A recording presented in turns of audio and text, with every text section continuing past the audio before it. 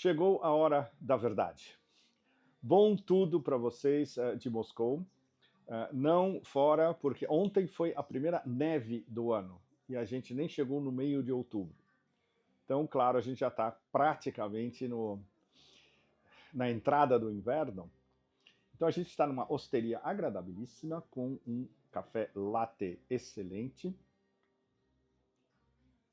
E essas são as 2 semanas mais importantes do ano.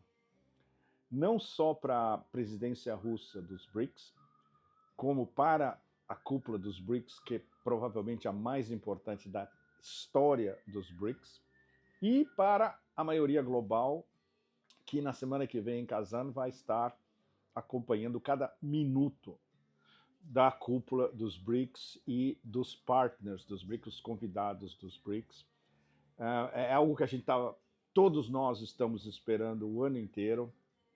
Para muitos de nós é o foco fundamental do nosso trabalho durante o ano inteiro. No meu caso foi. Eu passei esse ano quase metade do ano na Rússia. No final vai ser 5 meses e pouco. Desde o começo, quando eu estava aqui em fevereiro, a gente teve uma reunião muito importante, um pequeno grupo, nós éramos 8 ou 9, com o ministro das Relações Exteriores, Sergei Lavrov, que gentilmente conseguiu arrumar 1h30 da sua agenda completamente alucinante para conversar conosco, abrir a discussão para a mesa e ouvir as nossas perguntas, tomando notas e respondendo cada uma das nossas perguntas. E o foco da nossa discussão no começo do ano era justamente a presidência russa dos BRICS durante 2024. Pode-se dizer agora, faltando apenas alguns dias para a cúpula em Kazan, que os objetivos traçados pelos russos foram cumpridos, segundo eles mesmos, a quase 90%. Os últimos 10% é o fundamental. Na corrida de 100 metros é o sprint final da corrida dos 100 metros. É o que vai acontecer até o final dessa semana e até o início da semana, até terça que vem, quando começa a cúpula em Kazan. Terça, quarta e quinta. Muito importante a gente ter um background do que está acontecendo aqui nos últimos dias. Extremamente importante. Na sexta-feira passada, foi a conclusão da reunião dos ministros de finança e dos chefes dos bancos centrais dos BRICS. Na verdade, são 9, porque, bom, aqui já tem quase uma piada que circula abertamente, que os BRICS, no momento, são 9,5, porque a Arábia Saudita ainda está em cima do muro. Eles estão e não estão. E não há uma definição oficial de Riad se eles são membros plenos dos BRICS 10. Isso é extremamente complicado. Por exemplo, na cúpula semana que vem em Kazan, eles vão mandar o ministro das Relações Exteriores. MBS, Mohammed bin Salman, não vem. Obviamente tem várias especulações a respeito. A mais racional é que ele tem medo de sair da Arábia Saudita porque há uma ameaça perene de golpe e de revolta contra ele dos agentes de sempre, evidentemente da CIA, que é extremamente potente ainda na Arábia Saudita. Eles têm, inclusive, um candidato para repor MBS no caso de um golpe. Então, a situação interna na cúpula da família real e dos asseclas, e dos que estão em volta, é extremamente complicado. Isso pode explicar racionalmente porque ele não vem. Mas, em todas as reuniões preparatórias de Kazan, os sauditas não estavam. Estavam em algumas, e com funcionários de nível médio, ou seja, eles têm que tomar uma decisão definitiva onde eles estão. É complicadíssimo. Tudo que se relaciona ao posicionamento de cada um dos membros dos BRICS é complicado. Mas, resumindo uma história, mais uma vez, super complicada, existia até o genocídio absolutamente inqualificável em Gaza por Israel, a possibilidade de um novo corredor econômico, incluindo a Arábia Saudita, evidentemente. É o IMEC, que traduzindo literalmente é Índia, Oriente Médio, Índia, Oriente Médio, corredor econômico. Mas Índia, Oriente Médio, corredor econômico, Índia, Oriente Médio. Mas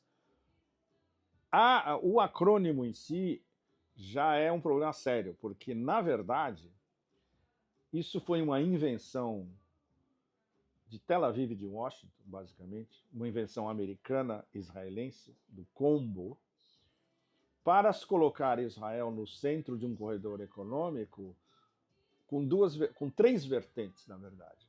A Europa, de um lado, a Índia, do outro, e relativamente do lado, no oeste da Ásia, a Arábia Saudita e os Emirados Árabes. Com o genocídio em Gaza, evidentemente, o IMEC está, no momento e por um bom tempo, morto. Inclusive, a Arábia Saudita já declarou oficialmente que só retoma as conversas para uma normalização com Israel quando a situação da Palestina estiver resolvida e quando houver um Estado palestino soberano. Ou seja, isso é um negócio sem horizonte. Então, esse é um lado. Do outro lado, a relação da Arábia Saudita com a Rússia e com a China, especialmente dos BRICS, é muito próxima. Uma relação de energia, uma relação de estabilizar preços na OPEC Plus, OPEC+, onde os dois principais membros são Rússia e Arábia Saudita, e a venda de energia para a China, e com o advento progressivo do Petro-Yuan. Então a situação da Arábia Saudita está literalmente em cima do muro. Então é possível que em Kazan haja uma definição maior de qual é o papel verdadeiro da Arábia Saudita dentro dos BRICS, porque vários componentes dos BRICS Plus, BRICS+, e do programa que os BRICS qualificam de BRICS Outreach, que é os BRICS atingindo cada vez mais interessados, parceiros em potencial, etc. e tal. Vários foram convidados para Kazan na semana que vem, e vários presidentes vão estar em Kazan para essas reuniões do BRICS expandido, incluindo Erdogan da Turquia. Então, o que aconteceu na semana passada foi muito importante pelo fato de ter os ministros das finanças e os chefes dos bancos centrais, inclusive Elvira Nabiulina, do Banco Central Russo, fez uma intervenção. Elvira Nabiulina fala muito bem inglês. É a primeira vez que eu vejo Elvira falando inglês numa reunião multinacional. Ela sempre fala em russo, mas como ela está rodeada de experts internacionais, ela fez uma intervenção excelente, muito precisa, como sempre. Tudo que Nabiulina fala é bastante direto e não baseado em sonhos, mas em realidade. Mas não havia ministros das finanças de alguns dos membros dos BRICS presentes nessa reunião super importante. Por exemplo, o Brasil não mandou o ministro das Finanças brasileiro. Isso é algo que a explicação estará no Brasil, não em Moscou, evidentemente.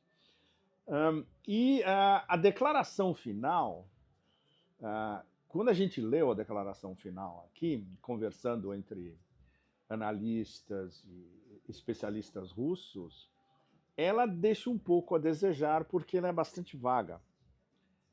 Ela não foi tão precisa e tão incisiva quanto deveria. O que dá a impressão de que há desavenças ainda sérias dentro dos BRICS 9,5, digamos, não 10. Bom, depois disso, no fim de semana eu tive o prazer de encontrar o Paulo Nogueira Batista aqui em Moscou, porque o Paulo estava numas sessões paralelas. São sessões de experts paralelas, próximas do final das discussões pré-BRICS, onde eles estavam examinando sistemas de pagamento alternativos, uma possível moeda dos BRICS no futuro, etc. Muito interessante. As intervenções chinesas e russas, especialmente, muito boas. E o discurso do Paulo, muito bom. Ele me mandou o discurso depois, excelente. E centrado na possibilidade de uma moeda de reserva num futuro relativamente próximo e saindo dos BRICS e passando para os parceiros dos BRICS e para os candidatos a BRICS, e a lista agora é imensa. Agora não são só 34 que querem entrar nos BRICS, está chegando a 40.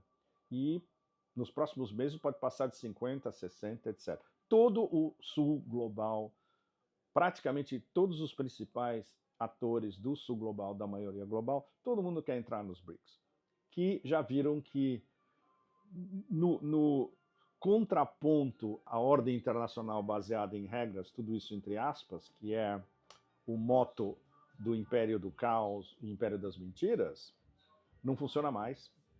O almoço, para lembrar o William Burroughs, o almoço nu e o almoço perene de graça deles acabou.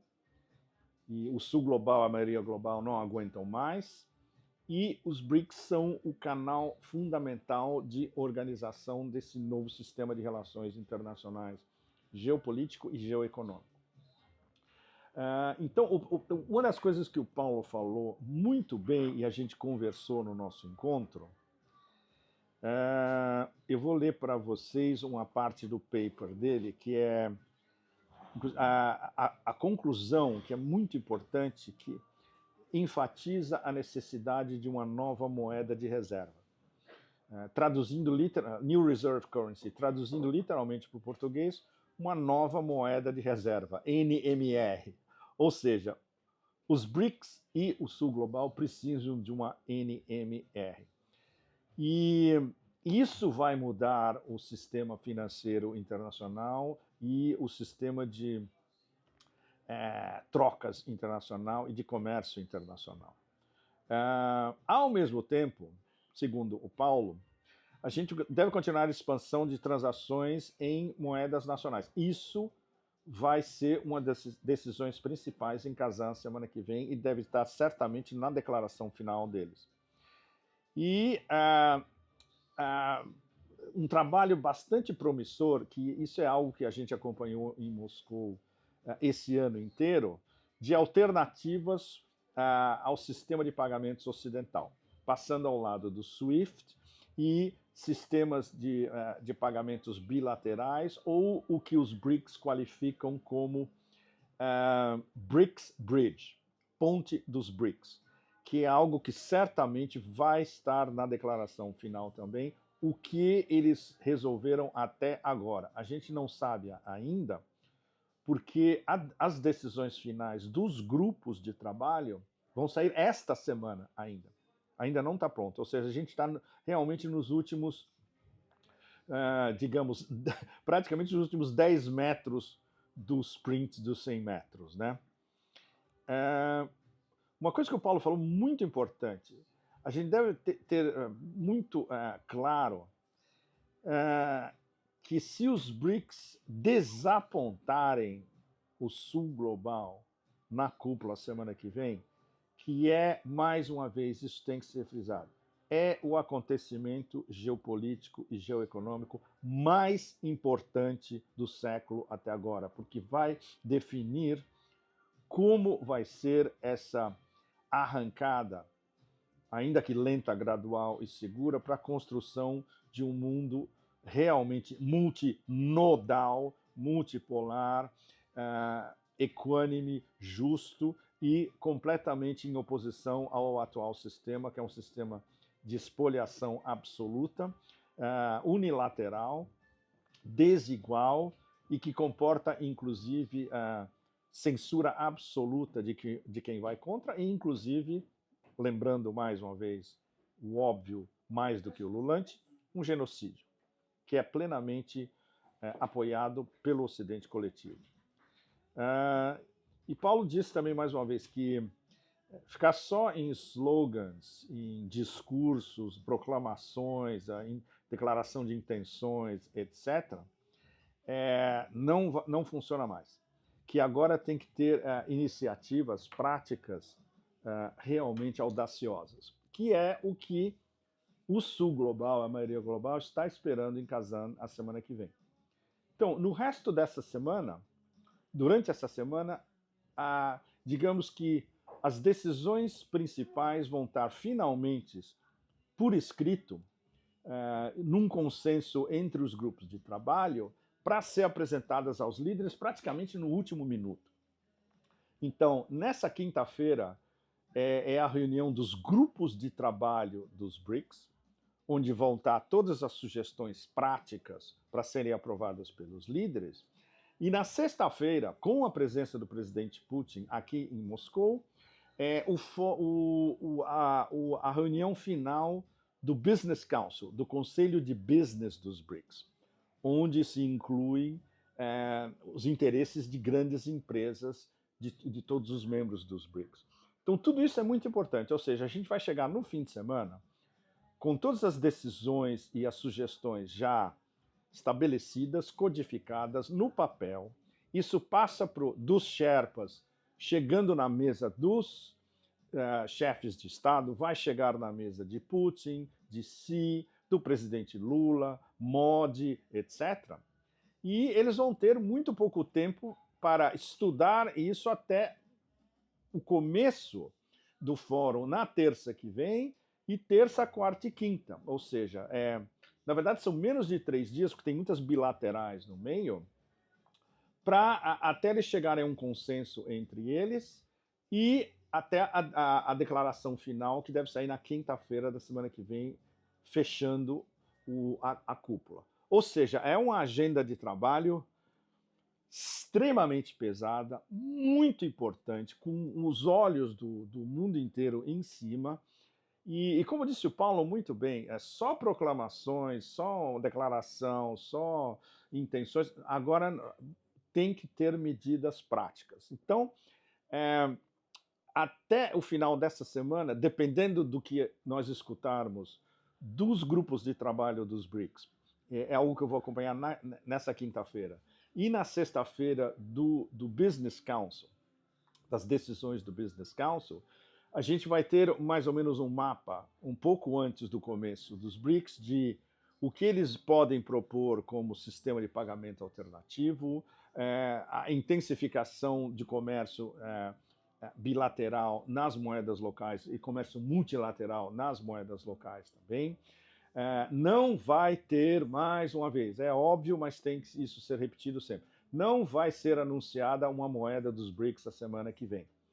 O que pode ser anunciado é a aceleração das discussões para uma nova moeda de reserva a médio e a longo prazo, e essa discussão vai surgir dentro dos BRICS, muito importante. Vai ter uma passação de bastão depois da cúpula dos BRICS, porque a presidência dos BRICS do ano que vem vai ser do Brasil, e tecnicamente a presidência do Brasil já começa no final desse ano e vai pelo ano de 2025. Tem já alguns problemas que precisam ser solucionados, ou pelo menos com uma solução adicional, digamos. O Paulo e eu, a gente conversou muito sobre isso no domingo. A cúpula dos BRICS no ano que vem no Brasil está marcada para o meio do ano, o que em si não faz sentido. Essas cúpulas são no final do ano, como aqui final de outubro, porque elas repassam todo o trabalho que foi feito durante o ano. No meio do ano você vai repassar 6 meses apenas, metade do ano. Então, uma das soluções possíveis, que o Paulo inclusive vai sugerir digamos, a cúpula em Brasília, é de que no G20 do ano que vem, vai ter o G20 do ano que vem vai ser na África do Sul, membro dos BRICS também, por sinal. Uma reunião paralela ao G20 na África do Sul no final do ano que vem, com os membros dos BRICS, para repassar aí o trabalho principal da presidência brasileira dos BRICS durante o ano inteiro, e não apenas por 6 meses. Então, a gente espera que isso seja adotado, porque é a medida mais racional, evidentemente. E a responsabilidade do Brasil o ano que vem vai ser enorme, porque eles vão pegar, a bola vai vir de uma presidência russa que trabalhou muito esse ano, fizeram mais de 200 eventos em diversas cidades russas ligados aos BRICS, paralelos, mais essas discussões de fundo, mais as discussões envolvendo o Banco dos BRICS, o NDB, baseado em Xangai, atual presidente Dilma Rousseff. O ano que vem a presidência vai para os russos. Os russos vão ser presidentes do Banco dos BRICS, do NDB, a partir de talvez do meio do ano que vem em diante. E o principal candidato é muito bem preparado, Alexei Mosin, que era o representante, até agora há pouco, era o representante da Rússia no FMI. Então ele tem uma experiência direta de como funciona o FMI, que ele pode transportar para o funcionamento do NDB, o Banco dos BRICS, e começar a reformular o Banco dos BRICS, o NDB, para ser muito mais ativo do que foi nesses últimos anos. Esse é um dossiê, por exemplo, Rússia e Brasil vão estar trabalhando devem trabalhar muito próximos nesse dossiê, a passação de poder na cúpula do Banco dos BRICS em Xangai. Muito importante, a possibilidade de uma fusão a médio prazo dos BRICS com a Organização de Cooperação de Xangai, porque isso já foi aventado já ao nível acadêmico e mesmo a nível de chefes de Estado, porque faz totalmente sentido, porque vários dos principais membros das duas organizações, os interesses são os mesmos. E o interesse de expandir essa matrix, digamos, de união euroasiática e com as suas extensões na África, é o que a gente chama aqui de Afro-Eurásia, e no sul global como um todo, incluindo a América Latina, é fundamental e é parte esse network de organizações multilaterais que está pensando o mundo do futuro. BRICS, Organização de Cooperação de Xangai, União Econômica Euroasiática, a Associação de Países do Sudeste da Ásia, a ASEAN, a União Africana, a CELAC na América Latina, os projetos da Rota da Seda chineses, tudo isso vai se interligando, e isso é o que a gente chama de mundo multinodal. Esses nós, eles vão se interconectando e conversando entre eles cada vez mais, porque os interesses são os mesmos. E os interesses são os interesses da maioria global, do sul global, de construir um mundo alternativo, um mundo do futuro, digamos, o pós-Bretton Woods, na verdade, como o Michael Hudson, nas nossas conversas, ele sempre volta a esse tema. Não é que a gente precisa de um Bretton Woods 3.0, a gente precisa de um pós-Bretton Woods. Pós-Bretton Woods é um novo sistema geoeconômico de trocas, de pagamentos alternativos e passando ao largo do dólar, com o que o Paulo justamente fala, uma nova moeda de reserva, que esse seria o horizonte a médio prazo fundamental, não só para os BRICS, mas para o sul global como um todo. Então, eu acho que isso pode dar para vocês uma ideia da extensão, da profundidade e da complexidade do fenômeno, e tudo está sendo jogado nesta semana aqui em Moscou, na semana que vem em Kazan, a construção de um outro mundo possível, cada vez mais possível, porque os atores principais da maioria global estão empenhados, diversos níveis, evidentemente, com problemas internos, com desafios enormes, com choques que precisam ser resolvidos dentro dessas organizações. Lavrov sempre fala, primeiro a gente precisa, no caso dos BRICS, primeiro a gente tem que acomodar os novos membros. Depois a gente vai começar a pensar na expansão. E a expansão não é um problema, porque todo mundo quer entrar nos BRICS. E isso já é, evidentemente, já é um consenso global, evidentemente.